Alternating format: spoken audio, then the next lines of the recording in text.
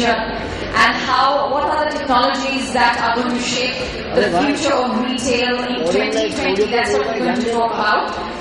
And I think it's been discussed in previous sessions as well that the face of retailing is changing. So like I was saying, I think over the course of the day we've discussed that the face of retailing is going to change, and I think consumer patterns and consumer behavior and consumer expectations are changing very, very fast. And in many ways, the face of retail also needs to keep up with that change, and I think IT will help them, and that's what we're going to discuss. I'd like to invite our panelists on stage. G. Amar Subhash, Head Commercial and Retail Business Tyco. Jayaraman Krishnamurthy, Industry Director, Consumer Industries, SAP. Rakesh Kalra, Head IT, SSIPL. Ranjan Sharma, VP IT and Supply Chain Management, Bestseller. Ranjit Satyanath, yes please, we can give them a round of applause, that's nice. Ranjit Satyanath, Customer Care Associate and Senior General Manager, Solutions and Technology, Shopstop. Reshma Nagpal, Founder and CEO, EV and Chief Marketing and Strategy Officer, Dynamic Vertical Solutions. Siju Narayan, Smarter Commerce Lead IBM. Vikram Idnani, Head IT Trend. And our co-moderator, Rajiv Makni, Managing Editor, Technology, APTV, and our session leader and moderator, Bharia Patel, Chief Technology Officer and Head Online Commerce Global. Thank you all gentlemen for doing the honors. Like I said, a completely power-packed panel you have. And I would like to hand over the mic. I would now like to hand over to our moderator and co-moderator, Bharia and Rajiv, to please take it forward. Good afternoon, ladies and gentlemen.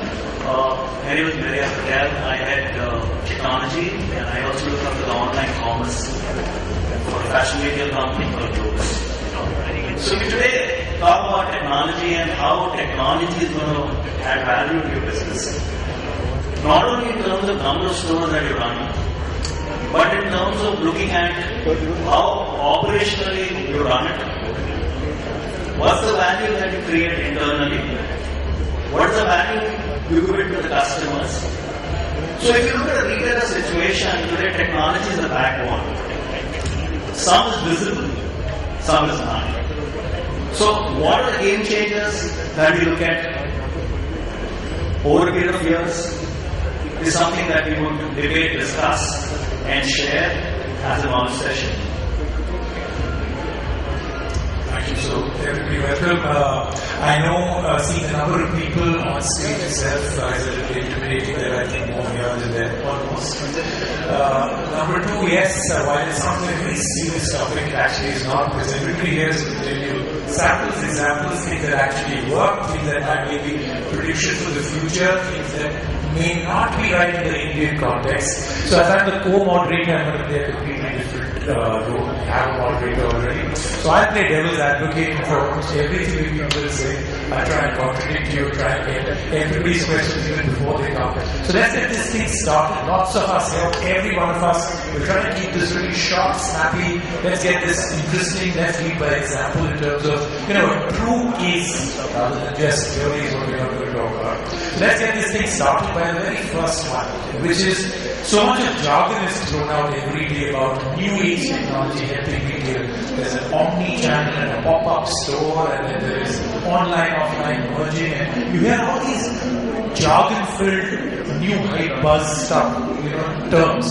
What really works, especially in India? So I'm going to start off from this side. Can you just pass the mics around? First of all, is India for new age technology different? Do we need it? I think in a pre-panel discussion we were asking, do we need to retrofit something that is successful abroad into India? Does it always work? So, I think I'll start with the kind of population that we have. And really, it's really the younger population today in India, which is starting to adopt technology a whole lot more than the older traditional brick-and-mortar, for example. So if you look at between 10 to 25-year-old person, they are very clued in and very in touch with technology. They are waiting to really feel technology as is. So the adoption, in fact, is very, very high within India, and we've got a large number of the younger population. So I think what's going to be important for us is really how do we make what we sell available to the current customer, which is people who are really using technology a whole lot more. I'd say that's is there also a situation of alienation? Those that are not doing all of this still exist. We really have nothing new for them. No alienation on it? No, I don't think it's alienation. I think what is going to really be what's going to be happening really is people who had in the past, the legacy retailers, for example, are going to have to continue with the legacy style as well as cater to this additional. Give me an example from your organization that's actually worked. The description that you just gave. So I'll give you a couple of examples in fact. So let's take Landmark, which is a toys and games and books and music retail chain. In the past, Landmark has been kind of traditionally been called a books and music store. Yeah, I'm sure everyone of you would know Landmark and books and music. What we realized over time is obviously that books and music are turning digital, and your brick and mortar stores are not going to be able to sustain with a digital format. So what we've done is put books and music digital online and continued and built the up and coming categories. So you have toys and gaming is a big category that's coming up right now. So Landmark is kind of morphing itself into what is relevant for the customer today, as well as the online piece. So what's digital is going online, what's not is really being morphed into new formats. Yeah, since you're on that topic, I want to jump into a retailer who's done it worldwide. So we've Ranjan in Mr. he's from bestsellers, and he has a large setup abroad, and they're having a big presence in India as well. So what is the adoption? Like, if you have adoption which is successful abroad, does it work here? Or what's exactly the standards? It's not really the same adoption level which is there abroad because they are retailers involved. The people who are involved or users technologies, they are involved. The mindset is different. In India, we need to do a lot of customizations in terms of utilization, which can work for us. And that's when we try to retrofit some of the things, but they will not work the same way as the working order. Can you again give us an example? Because I think that's very interesting. You've done something abroad very successfully, come down to India, suddenly realize this doesn't work here, retrofit, custom, tweak, and something that worked. What did you do differently? So I'll give you a simple example in terms of a rollout, project rollout. A template approach for we are fast fashion. A template-based approach works pretty good. Can you get your door shut, please? Yeah, a template-based approach works pretty well here. Whereas in India, given the scenarios, given the different dimension of the country, every state has its own nuances. Given the different taxation structures, it's not really as simple as just putting in a template and rolling out quickly. So there's a huge difference in terms of the time you take to roll out in Europe and the time you take to roll out in India. The other point which comes to mind, there's a lot of successful retailers here who have abundance of technology, who are also ready, serving brick and mortar, serving online, looking at multi-channel. I think one of the biggest examples is Shopperstock today, which is both.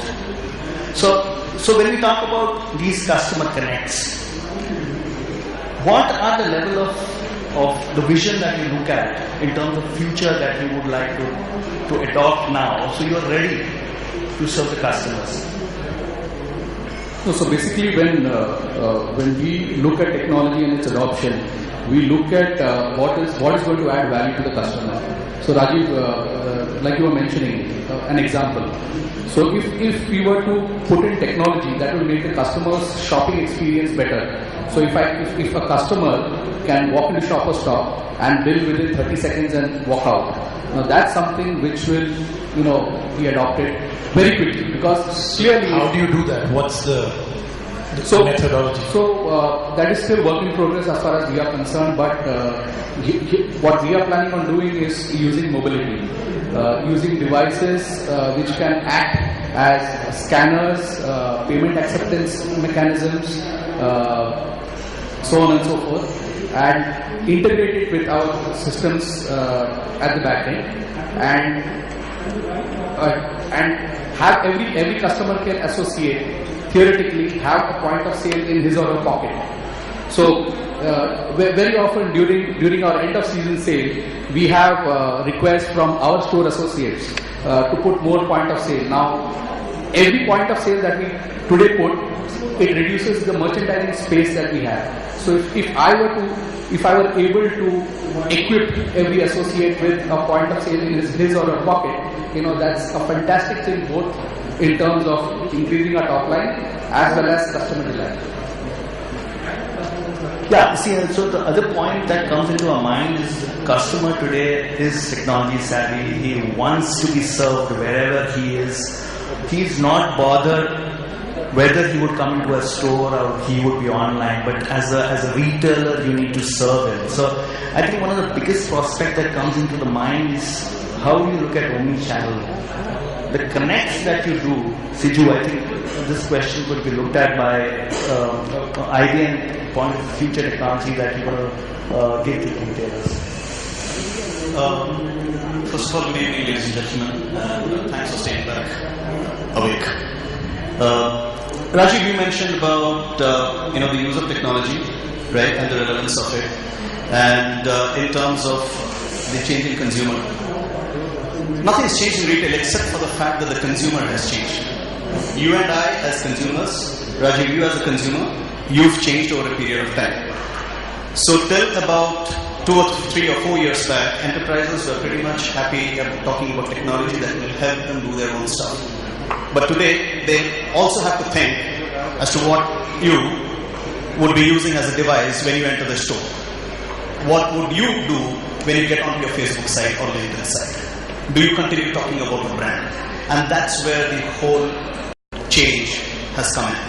And this inflection is here to stay. And it's only going to get worse in terms of the amount of data that's going to flow around or course through the veins of the economy per se. From an IT perspective, that's what we look at and term it as smarter commerce, wherein, pardon me for saying this, I don't believe in this whole thing called omni-channel, multi-channel.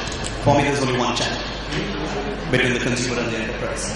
And it's up to the enterprise, it's up to the retail enterprise to satisfy me as a consumer as and when I have a need at the place I want the gratification to be done. And I think that's going to be the major challenge. And that's where technology is going to come in. And about technology fitment, technology per se will not fit. An apple that you buy from abroad, if you don't unlock it, it will not work out here. In the same case with technology, I think a lot has been made about the technology fitment being done. It has to be localized. There are no two ways about it. The differentiation has been in terms of processes that you deliver at the store, that you deliver at every customer touchpoint.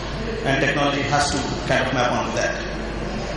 Okay, so the part that is interesting is that while nobody here is debating the fact that technology used or anything futuristic must be customized, the problem that really starts, and I'm going to ask you to jump into this one, is do you truly believe that the big problem here with Indian business and retailers is that they are great to adopt technology, but they are not great innovators, which means something that has worked and has been proven that will make them some money and give them a return on investment, they will take to, but they will not risk innovation on their own, not knowing how it will actually pan out for them. Thanks, Rajiv, and I represent Tyco. We are a security solutions company.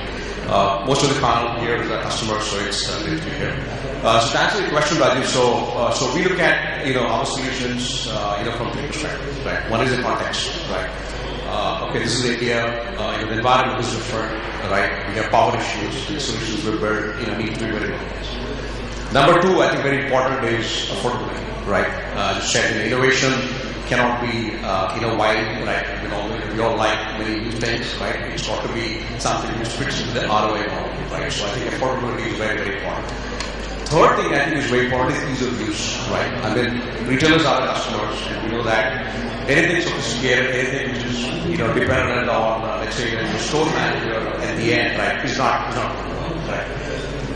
So given this context, the way we are approaching this problem is to have very relevant and simple solutions. And I'll give an example, right? So your traditional traffic solutions are people come, right? You have guards, who are standing and thinking, people coming. We have one for men, one for women, and one for children, right? So today we have a solution which fits onto our that antennas in the storefront. It's able to take the count of people in and out, and it's spread to our server remotely. So it is completely cloud-based, right? And I can see it on the mobile. I mean, I can see my store. It identifies man, woman, and child. It does. So it's got some level of analytics built into it. So it will give you a good idea of, last 1 month, this particular store, what's been my in and out.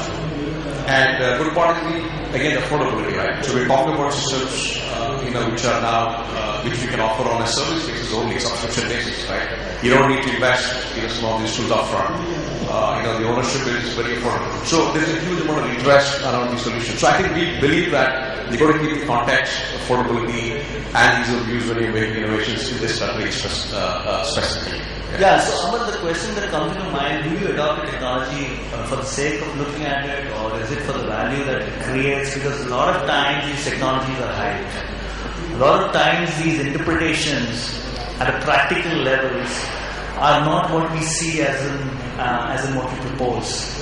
So what are the partnership levels that you're working on? Because it's very, very important that once you adopt and deploy technology, it's a failure later. Because that's a big hit to a retailer. And today, if you look at the retail environment, every penny counts. Yeah, I would absolutely agree with you. I think innovation, just for the heck of innovation, I don't think it's going to work. And I don't think we've definitely been talking about RFID for the last decades, right? And we still, a little bit away from a fully viable commercial solution. You're right. Technology just for the heck of it will not work. And I think that's where we think that you got to be very clear on the operational benefits of deploying and putting technology, and it's got to be very relevant and very easy to use. I don't think anything else will work in the Indian context. So my thing and say that the biggest problem then is that you don't really know what is innovation for the sake of innovation, because till you haven't tried it. For every great technology that has come about till today, somebody somewhere thought it was innovative enough to risk it, which is why we are where we are. So now I'm getting the same feeling that I started off with asking as a question: are we too careful in Indian business? We are. The sense is that I think the way I think we have been seeing Indian retailers is that yes, we have been a bit slow, or let's say I wouldn't call it slow, cautious in adopting technology. But with a certain amount of caveat, in the sense that Indian retailers have been extremely savvy in terms of adopting technology, especially the back-end processes and some of their optimizing their whole cost business. Where I think the real innovation is yet to happen, but we are still seeing glimpses of it in some of the pilots that we have been doing with the whole front end in terms of getting to know the customer better. So to that extent, some of the Indian retailers have been having quite innovative loyalty and customer sort of kitchen programs which are sort of linked with topping up your mobile prepaid, for example. This is a pure retail innovation. It's a typical case of evaluation. I don't think there is country in the world has loyalty combined into mobile prepaid. It's pretty much innovation. Similarly, in terms of converting it across several your ad mails can convert into product, and that can convert into using these loyalty accumulators into that as a real innovation. Some of the interesting work that we have been doing in terms of a lot of this affinity analysis. India, is probably 22 different countries in a country, right? So your typical old-fashioned demographic base of that's great. That's 22 potential countries in one that you're getting. So that's a good thing, right? So some of the pilots, for example, typically assortment and merchandising. For example, the traditional way they used to do is usually on metros and retirement cities and your typical sort of demographic-based store segmentation or store cluster. That doesn't really work anymore, right? We've got pockets. For example, I come from Chennai, and Adyar store, and Adyar, I don't know, because our typical retail grocery store Adyar in Chennai where I come from. The client profile is probably much closer to modular. I think because both of them are typical South Indian, grabbing down sort of population. So which means that the kind of data that, and most retailers or all retailers have that data. And technology is also available. The trick is to basically leverage the combination of data and technology in areas that are going to be interested. Those are sort of five. On the other hand, let's say stuff like RFID that I said. If you take RFID in a high value, like a jewelry or it absolutely makes sense. But if you want to use RFID to leverage a grocery department, it's probably never in India. Because you can always deploy it. Not with the way onion prices are going up. Of course you can. It's worth its weight in gold and jewelry now, right? So you can, in an onion shop, you can have RFID.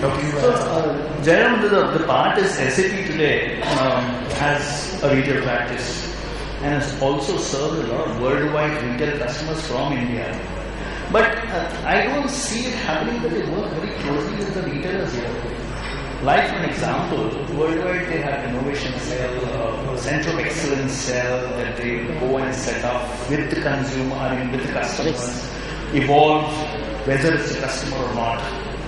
Any thoughts? Yeah, I mean, we are doing that. The fact is that the last couple of years have probably been a bit slow. But this year has been quite different. Because the numbers and doing this innovation, they're not supposed to get me so we are doing whole analytics piece with a couple of our retailers, especially they have probably sort of growth beyond the state of analytics into full-fledged. But again, in focus areas, we aren't really doing any sort of projects for the sake of export and import, but more in areas like loyalty, customer affinity, and a lot of in-store analytics, the whole kind of areas. So the answer is yes, we are doing. And partly, other thing that we are also doing is we are not necessarily working only with the bigger areas. We are also doing something very interesting with the bottom of the market, with the average retailer working the Kirana store, Question to Reshma, because I think it's one indigenous company which has developed a product from scratch and it caters to online customers as well as omni-channel or multi-channel. So what do you perceive for retailers to adopt it and how do you see customers adopting it as well? Very interesting question, sorry. I think it's very important for business to understand today that things have changed. Your customers have changed. So while we may speak of multiple channels, what we understand when we say it's one, we say it's multiple. At the end of the day, the way the customer reaches a brand is what has expanded. The amount of devices and touch points are what have expanded. So it's very important for a brand to realize that your consumer base today is a evolving machine, if you would like to call it that way. It's something that you must understand from the top to the bottom. So technology, the way we focus with our solutions, is to enable businesses to engage with their consumers across the different touch points that are available for a brand. And I'll give you an example. A client who has offline operations and has also started selling their goods and services online, they've had such a phenomenal increase in customer delight, I won't even say satisfaction, because one customer, for example, gave feedback that they walked into a store, the sales associate, while talking to the customer, was able to know which products this customer had looked at online 24 hours ago, was able to delight the customer by showing that you understand their buying preferences, what goods and services they're actually interested in, instead of just putting a mass appeal approach. And I think that's the key of what technology can enable across all of these touch points, because at the end of the day, your customers are very savvy today. We have 135 million graduates in India compared to 30 million in the States. That's a phenomenal audience who's there for your products. So you must evolve as much as your customers and stay ahead of the trends to make sure that the information and products you're disseminating across these touch points makes sense. And that's where technology and our inputs come in, to really help you streamline and give a single window to the customer, which is very, very critical for a brand to survive. I think what you just spoken about, you solved that for one person. You may have another person on our panel who, in our pre-panel little discussion, himself was very frustrated about. He has about how many stores? 400 plus stores actually, but I was talking about a single brand logo. We are being a brand hub, we are doing multiple brands like Nike, Levi's, logo. So I'm giving you a real practical experience of Proto Mine. When I see the balance sheet of Proto of the last year, I was surprised. We were doing very well in Allied Commerce, we are doing very well in SIS, we are doing... Allied Commerce, just to define to everybody, is when you give your product to other e-commerce websites. I'm selling Proto with Java, with Mantra, I'm doing very well. This is Allied Commerce for me. They are the multi-brand e-commerce player. Okay. Now, my main bread and butter is brick and mortar. I'm running 100 plus stores pan India. Now, when I compare my Allied Commerce results with my brick and mortar results, Allied Commerce is doing better. So now, I am worried. My main bread and butter, brick and mortar, my customer base is being shifted from brick and mortar to multi-brand e-com players. So in future, I think they will be controlling my business. If I don't stop it or if I don't do something. So now when you talk about omni-channel solution or single solution or omni-channel solution, it has to be there. I need it because I want to safeguard my business. How I can safeguard it? Okay, I can go for online. I launch the portal, lotusstores.in. Again the same problem, I have single brand portal. I don't have that kind of big advertising budget. I cannot be Jabang too. So how to safeguard? Yeah. And in big and mortar also, I have single brand. Instance, you have supermarkets, you have hypermarkets, you have multiple brands. If brand A is not working, you will hire brand B. Brand B is not working, you will hire brand C. But being a single brand, big and mortar retailer, if Lotus is not working, what will I have to do? I will have to shut down the store. So, Rakesh, I think, Rakesh, the other point comes in your mind is what do you want technology to do for you in this? Exactly, I think that's the important thing. I think everybody here would have a quick observation. So why don't you start with So I think to take the point that you just brought out, Westside had a kind of a similar, well, not a dilemma, but let's say our home furniture, for example, okay? Home furniture is something where customers actually come and see and they've kind of been buying from Westside so far and they like the product, etc. What we realized is that our home furniture, for example, the entire range cannot fit into one store. Okay?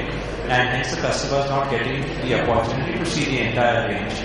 All we did was put it on a catalog, on an electronic, on an iPad in a store, and we kind of launched it.